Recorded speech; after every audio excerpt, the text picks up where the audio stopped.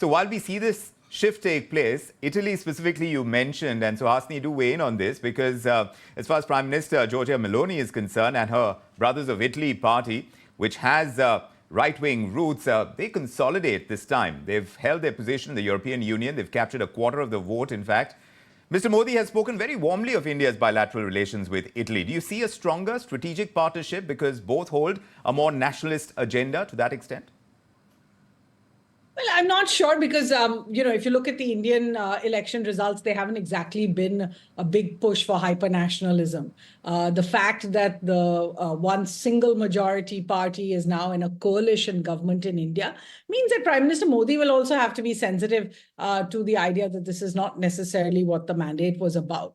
I think when it comes to dealing with Italy, actually the real issues with Italy were over if you remember in the past decade, were over the Marines who had been accused of killing Kerala fishermen, had been convicted, and it was about whether they would serve out their terms here or in Italy. Eventually, India went to the arbitration courts internationally and lost that case. After that, it took a few years to put the India-Italy relationship back on track. But since then, year on year, we've seen a growth. We've seen several visits by the prime ministers, including Prime Minister Meloni, who actually made 2 visits last year to India for the G20, as well as for the Raisina dialogue, a bilateral state visit, and then met with Prime Minister Modi on the sidelines of the COP. And the selfie they put out clearly showed a lot of bonhomie. This invitation to India for the G7, it's not the G7 itself, it's an outreach meeting to which 12 countries in all are invited other than the G7, is also significant because India has been invited, I think, 11 times to the G7 now. It's a member of the Global South. It's an important country for all of these G7 countries to engage with. And Prime Minister Modi himself, I think, is taking his 5th visit to the G7. It's certainly an acceptance and an understanding of India's position in the economic sphere, as well as in dealing with the current conflicts of the world.